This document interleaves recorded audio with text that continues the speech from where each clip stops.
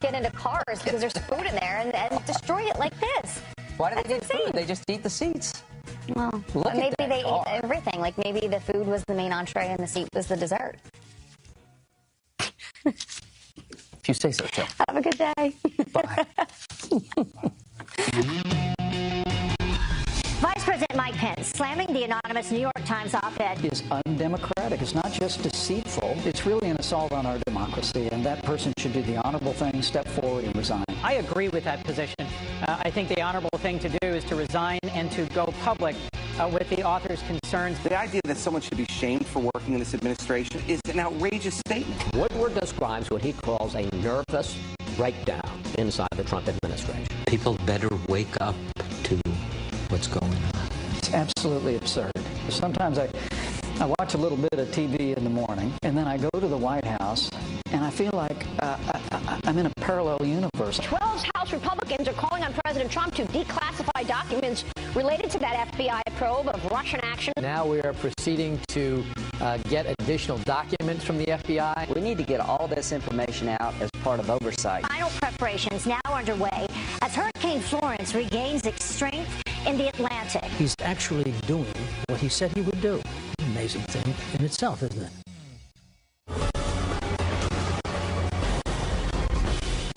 We begin with extreme weather. Final preparations are underway on the East Coast as Hurricane Florence is now a Category 2. People are filling sandbags, preparing for the worst ahead of what could be a fierce storm likely striking perhaps Thursday.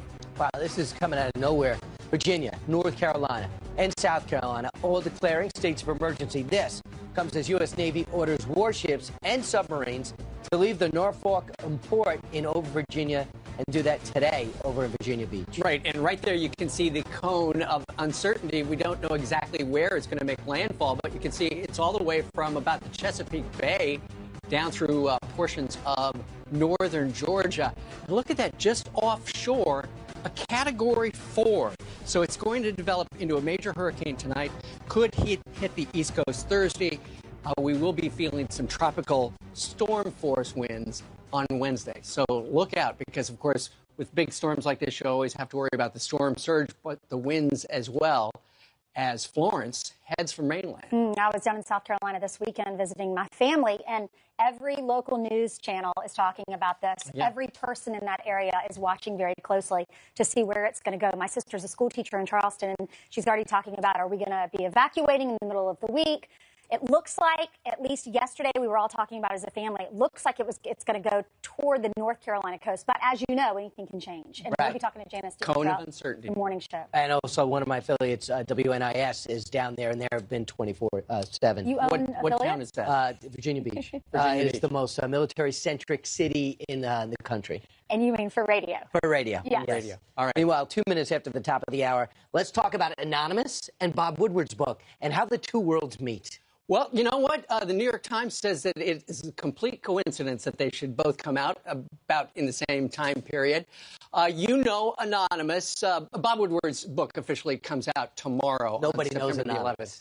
But Anonymous, nobody knows. Although Michael Caputo, who used to be the president's campaign guy, says, I know exactly who she is, and she's trying to prove that she's a hero. Well, Chris Christie, he said that Bob Woodward was quoting him in the book, and he said none of it was true, that Bob Woodward never picked up the phone to call him to find out if it was factual. He just printed it, and he said it was completely false. Well, there's a lot of it. The way that Bob Woodward does it is he gets people that were there to talk about other people that were there, and he tries to verify their stories with other people that were there. But in terms of the main subjects, he doesn't work out with interviews with Kelly. He doesn't walk out with interviews with Mattis. He walks out with interviews with people that they were there and said that Mattis said these things.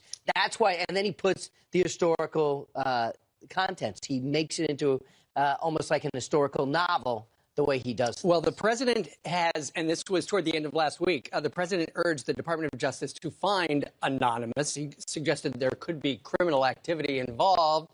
What law is broken, if any? Unclear, but nonetheless, Vice President Mike Pence was on 2 of the Sunday shows yesterday and said there could be something to that. I think the president's concern is that this individual may have responsibilities in the area of national security.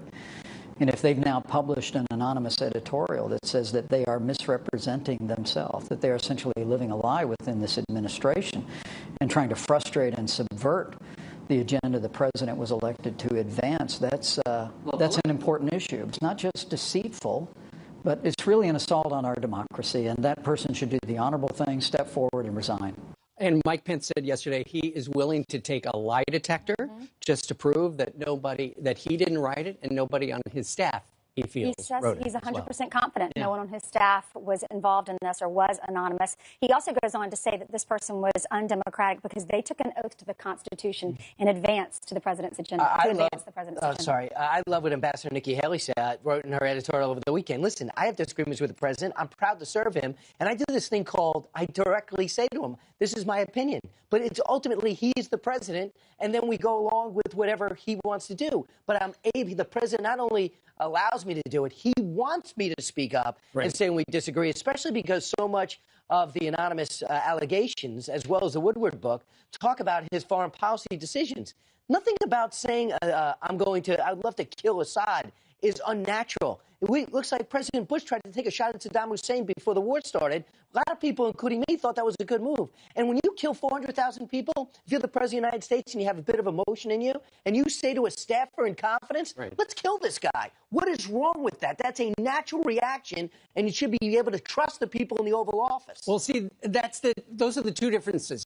You've got anonymous, supposedly an administration official somewhere who has not revealed himself, saying behind the scenes it's chaotic and we're keeping the president, there's a bunch of us, keeping the president from doing what he wants to do because it's dangerous. And then you got the Bob Woodward book that comes out tomorrow that actually talks to some of the people who are involved behind the scenes. Chris Christie was on one of the morning shows yesterday, and he battled Michelle Goldberg from the New York Times, where she was talking about the people who are at the White House. What are they doing there exactly? And Chris Christie and she said this about that.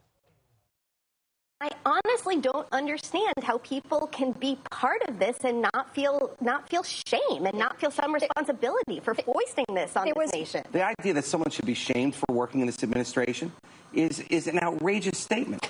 It's an absolutely outrageous statement. The fact is, and obviously you know this, nobody in this administration or the number of people in this administration who have any respect for the president is infinitesimal, which is why it's been so hard to narrow. Which is why it's been so hard to narrow down who wrote this in the first place. That's your opinion. Right?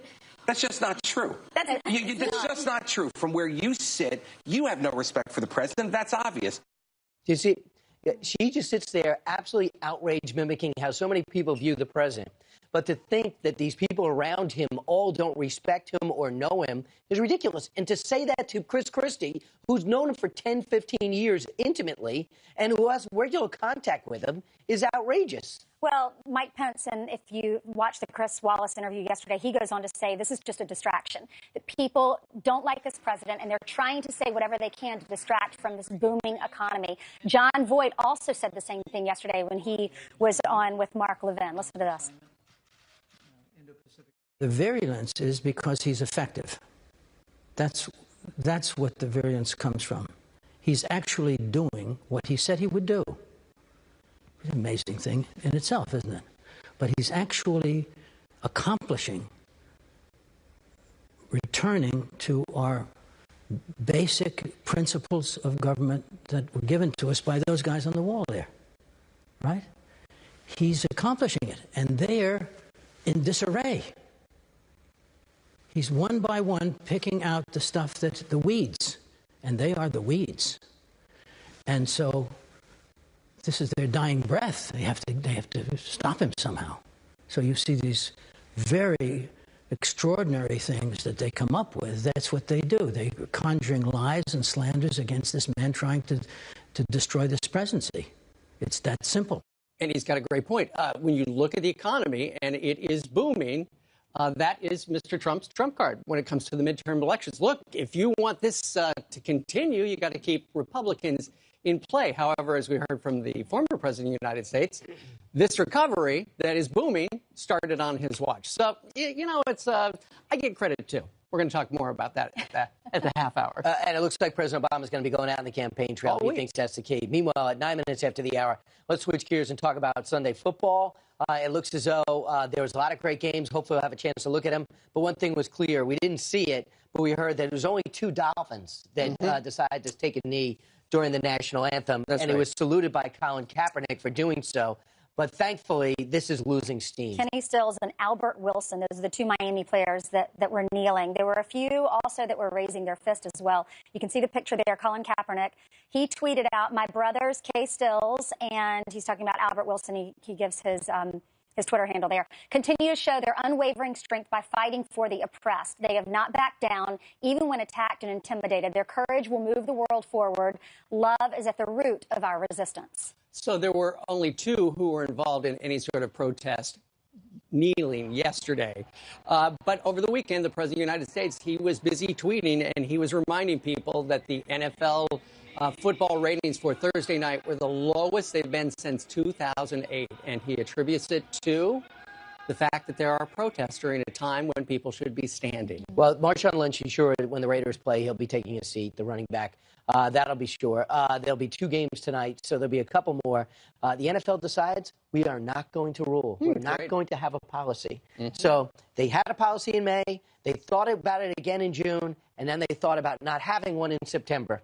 So congratulations, NFL. You've been twisting yourself into a pretzel. Hopefully this thing just peters out. The one in June said if you are going to kneel, just go back to the locker room. Don't come out. There were a few that went into the tunnels or went into the locker rooms because they didn't want to be there. And NBC did, to their credit, on Thursday night, broadcast the national anthem. All right. All right, 11 minutes after the hour, we're going to broadcast, if you guys were all right with this, Jillian's newscast on our show. That's a great idea. Good morning. Hey, we'll have a recap of a couple of those games coming up in just a minute, so stand by for that. But first, a Border Patrol agent is shot at while sitting in his car near the U.S.-Mexico border. Agents say the shooter is a Mexican national and hit the car with at least 2 bullets near the port of entry in San Diego, California. The agent was not hurt. Mexican police arrested 1 suspect found with a handgun. The FBI is investigating. At least 7 people are seriously hurt after a man goes on a stabbing rampage in Paris overnight. The suspect, believed to be an Afghan national, attacked a group of people near a cinema armed with a knife and a metal bar. 1 tourist was stabbed in the head. The attacker was arrested at the scene. The motive is unclear, but terrorism is not suspected. The CEO of CBS is stepping down immediately after new sexual harassment allegations. At least 12 women now accusing Les Moonves of misconduct in a pair of New Yorker articles written by Ronan Farrow. Moonves and CBS will donate $20 million to the Me Too movement, using money from any compensation he's owed. The executive was first accused by 6 women in July. And as promised, week 1 of the NFL highlighted with a comeback for the ages. Aaron Rodgers returning to last night's game against the Bears after a scary knee injury. Rodgers throwing 3 fourth-quarter touchdowns to lead the Green Bay Packers to a nail-biting 24-23 win over the Bears. To Cleveland and the Browns coming off their 0-16 season with a rare tie against the Steelers. Not enough for a W, but it's their best start since 2004. And Cindy McCain serving as an honorary captain for the Arizona Cardinals home opener. Her first public appearance since her husband, Senator John McCain's funeral. That's great there to see her out. Aw, and he was the one that spoke at the funeral, right? They're Yeah, good that's right, friends. the show. And Djokovic won the U.S. Open. Oh, and Serena Right. got in some trouble. Right. It only cost her $17,000. Right. There you go. All right. Meanwhile, 13 minutes after the hour, President Obama back on the trail, the campaign trail, and on the attack. If we don't step up, things can get worse. In 2 months, we have a chance to restore some sanity in our politics. Okay, but is the heated rhetoric just an attempt to distract from Trump's growing list of accomplishments? And who's that jumping out of the plane? It is our own Ed Henry skydiving, and he's here to share the adventure with us coming up. What?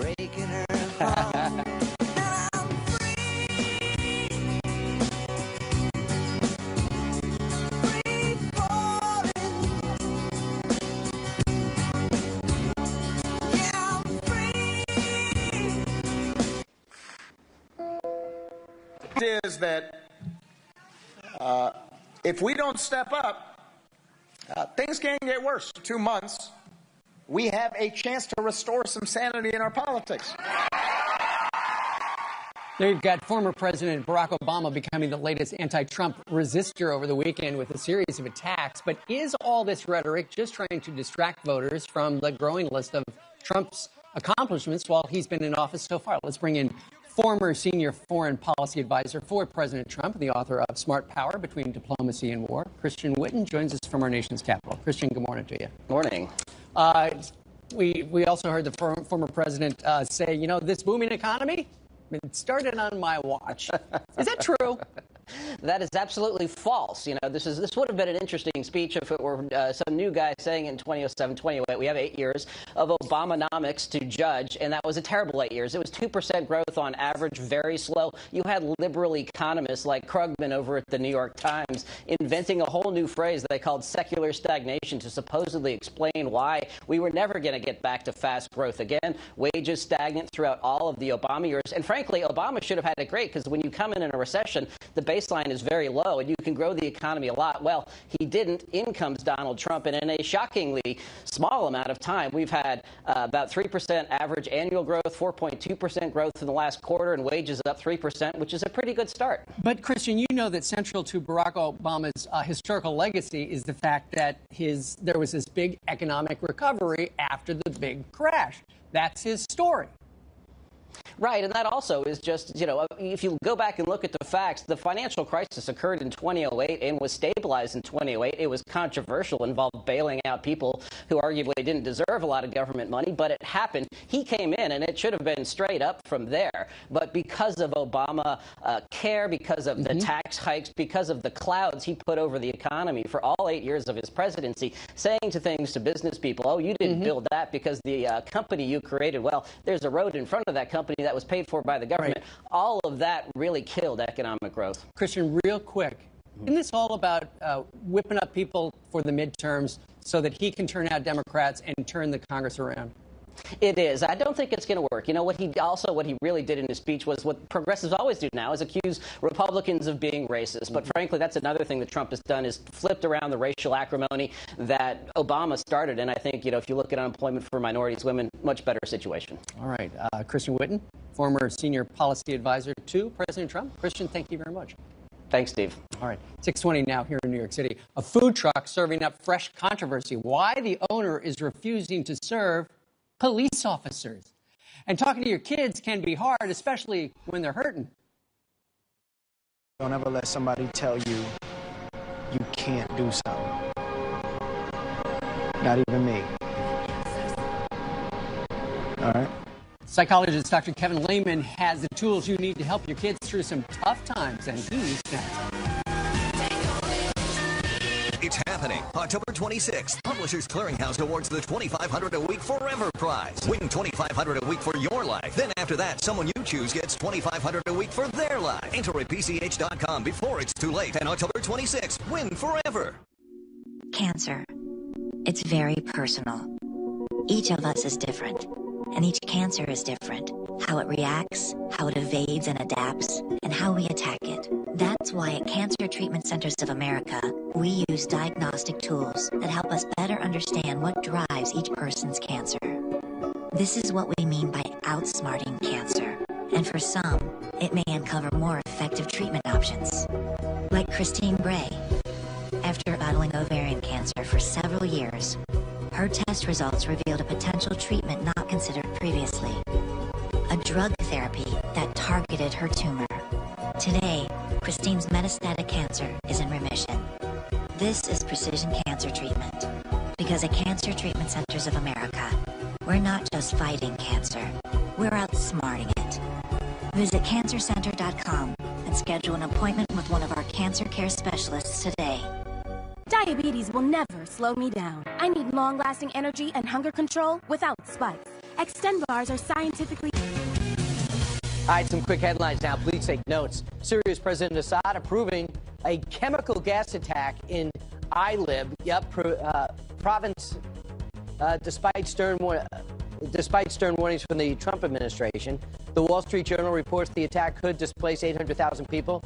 Some are already fleeing in fear. And the U.S. drone strike kills 4 terrorists in Yemen. The unmanned aircraft targeting al-Qaeda members in the southern part of the country. That according to tribal leaders. The area has been occupied by one of the most dangerous branches of the terror network, even planning attacks inside the United States. That's where Al-Awlaki was. To Ainsley. All right, thanks so much, Brian. Well, to all you parents out there, talking to your children can be tough, especially when they're hurting. Our next guest is giving parents and guardians some great tools to help in his new book. It's called When Your Kid is Hurting. Author and psychologist Dr. Kevin Lehman joins us now with more. You've written over 60 books. You're the expert on parenting. Some of them are good. They're all good. I'm reading one actually right now. I downloaded the audio version, so thank you for helping me. Parenting. There are so many of us that have questions, and you know, there's not a guide to being a parent. That's why we wanted you to come on to talk about some things. There's an excerpt in this book I want to read. It says, many parents today hardly recognize the world their children are growing up in. School shootings, online bullying, smartphones, and social media. Times have certainly changed, and with them, the many challenges children face. So how do we talk to our kids about things like scary events, terrorist attacks? Well, terrorism, school shootings, you know, with a young kid, they see that on the TV, and you have to help them redefine their world. Honey, you know, that happened 2,000 miles away. We would have to get in the car and drive 4 nights, you know, to get there. And you know what? Grandma lives down the street. Your little goldfish gill is fine. Mom and Dad are right here. And that usually settles kids down. And again, it's all age appropriate. When kids are older, you got to shoot it much more straighter to them. So we're their security blanket. You are the psychological blankie for your kid. But, you know, if you overdo it, if you overdo everything, and us men love to fix things, as you know, and if you're fixing everything, you're going to create a victim mentality in your kid. And we have enough victims in our society, trust me. We need kids who stand on their own 2 feet and run toward the fear. How old do your children need to be to have these conversations? Oh, 5 and 6 years of age, because kids are nasty little suckers. You go to a mall and sit there for a half hour, you'll know why some mothers eat their young. I'm telling you. What do we say to our children about bullying? Well, that there are nasty people in the world. There are people who will hurt you in the world. I mean, you don't want to overdo that. Again, age appropriate. But you got to remember that just being snarky or nasty to your kid is not being bullying. Bullying is when there's 3 or 4 against 1, or 12-year-olds against 7-year-olds. That's bullying. When that happens and physical harm is in question, you pound on that principal's desk. You get action because you have to be the proactive mama bear, papa bear in that situation. What's your advice for parents that are talking to their kids about divorce? Well, number one, don't badmouth your ex. I don't care if he's the slime ball of the year.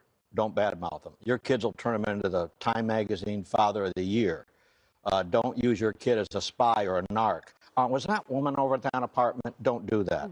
Because kids feel like that breastbone at Thanksgiving that's dried out, and they want to make things as equal as possible. So, and keep the changes in divorce as little as possible. Parents love this 50-50. They treat the kid like a loaf of bread. You know, cut it in half. Parents, if you're so keen on moving, my suggestion is you move and leave little Buford in his home so that things can be as settling and common as it possibly can be during that rough time. And you say parents need to be good listeners. Yes, and share your tears. Really? We tend to shy away. Yeah. I mean, this is rough on all of us, and I need your help. I'm asking for your help. And when you and your sister just go after it, it just makes my day more miserable. This is tough on me. It's tough on you, but we're going to get through this together. And I think parents need to understand, hey, you're the reliever. You're in the bullpen. Your kids have to face the things that they have to face, and they're not always cool things. But they watch you. So how you handle things. I always tell parents, if a kid throws a temper tantrum, step over the child. There's a great temptation to step on that little ankle biter. That's illegal and bad. Don't do that. But they're taking cues from you psychologically on how you handle the curveballs of life. All right, Dr. Lehman, thank you so much. If you have questions for him, send them in, friends@foxnews.com. He's going to be back back in the 11 o'clock hour to answer your questions. I mean, 7 o'clock hour to answer your questions. Thanks so much. You're welcome. Bob Woodward's book, it hits shelves tomorrow, but even the renowned journalist says he wouldn't have published that anonymous New York Times op-ed. Plus, Ed Henry jumping out of an airplane going skydiving, and now he is back on the ground, and he joins us live next. Right. But first, happy birthday to guitarist Joe Perry of Aerosmith. He is 69 years old today.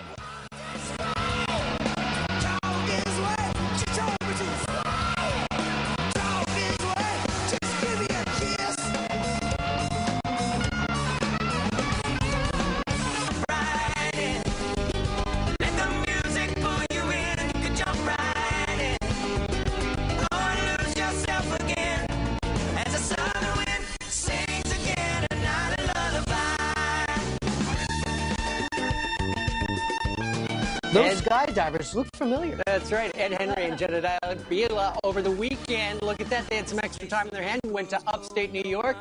Ed Henry joins us live right now. Ed, what were you thinking jumping out of a perfectly good airplane? I was not thinking.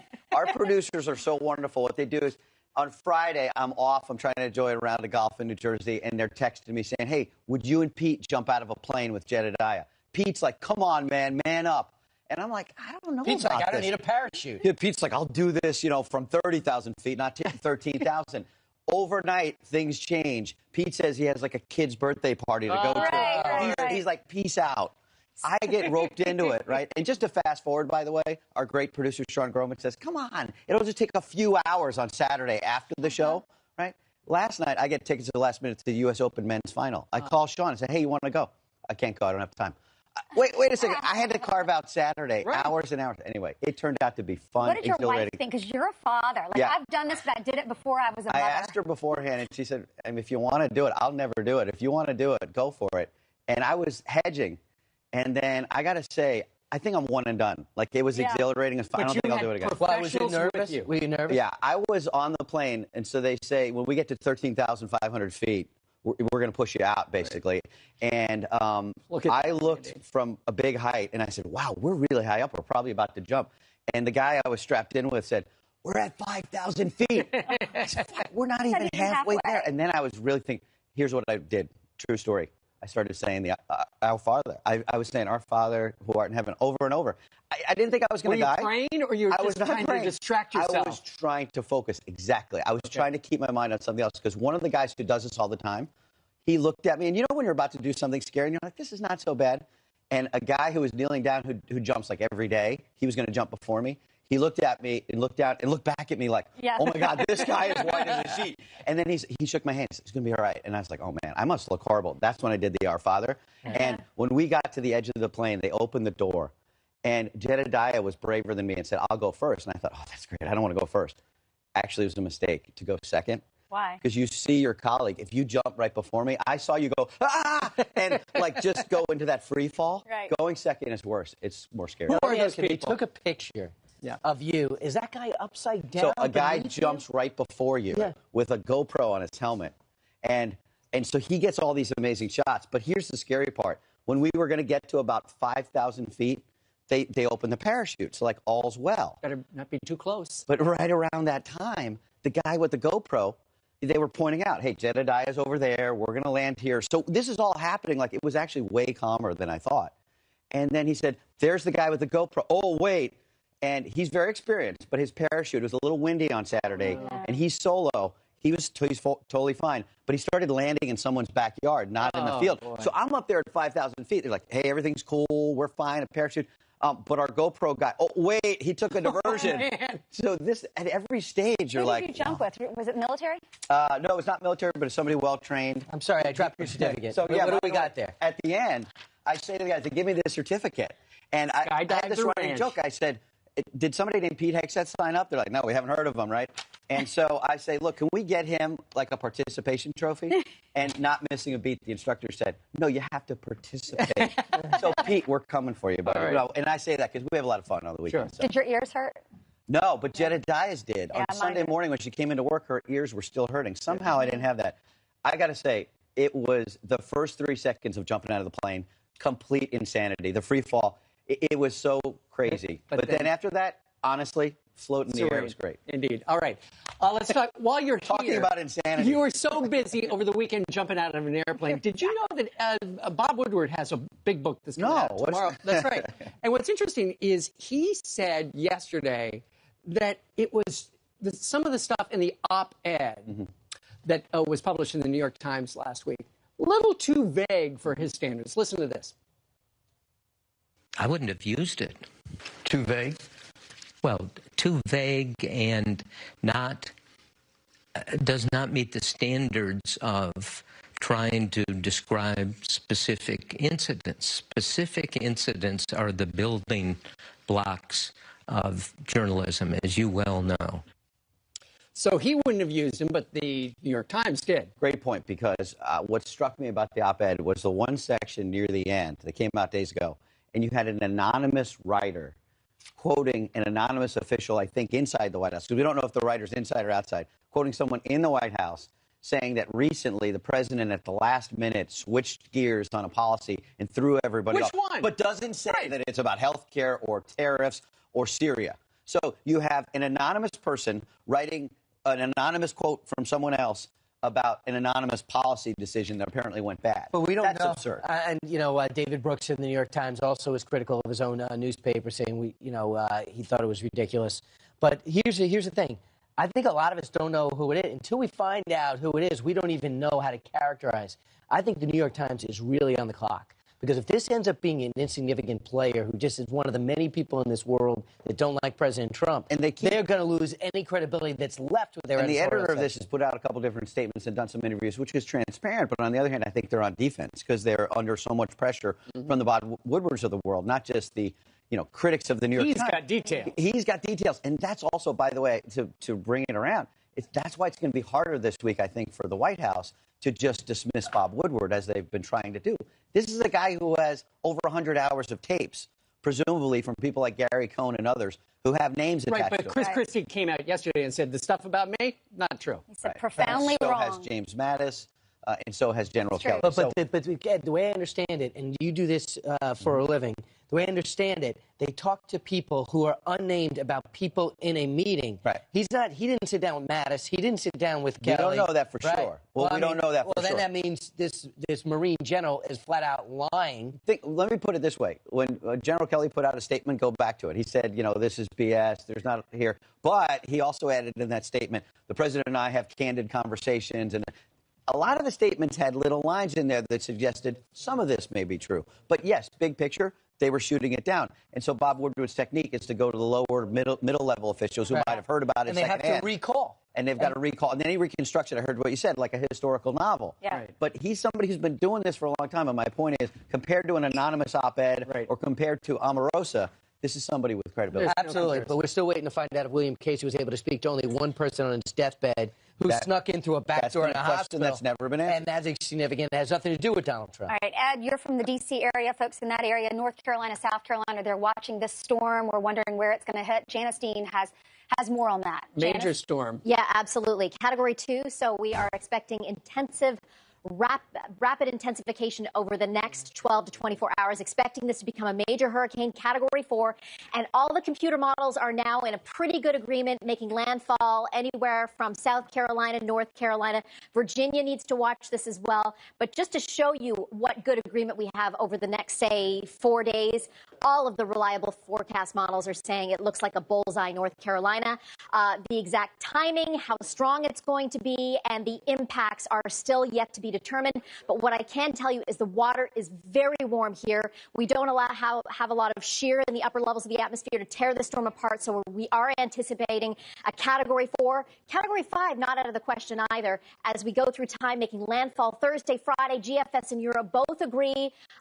North Carolina is the bullseye, but we're going to feel widespread effects from this, not only hurricane force winds along the coast and storm surge, but we could see epic rainfall totals. In some cases, perhaps 2 feet of rain. This area is already saturated from days and weeks of rain, and that's going to stretch as far up towards the northeast. So widespread impacts. And if I could, we have Hurricane Olivia. We would normally be focusing on this because Hawaii is going to see the impacts of Olivia over the next couple of days.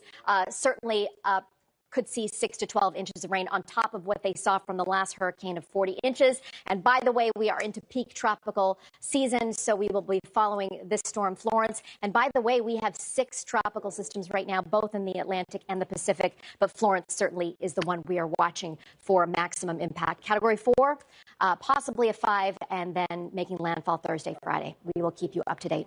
Back to you, Steve Ainsley, Brian. Tis the season for the big storm. Yeah. This has been big one. Generator. People are already buying generators and lots of water down in the Carolinas. Get your preparations completed. Yep, exactly. All right, JD, thank you. All right, 18 minutes before the top of the hour, U.S. Open outrage. So you hear about this? Serena Williams now paying the price for her meltdown on the court.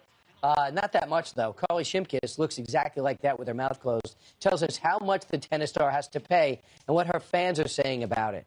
And President Trump is often called a rarity in politics, but he's really just part of a long tradition of populism in America.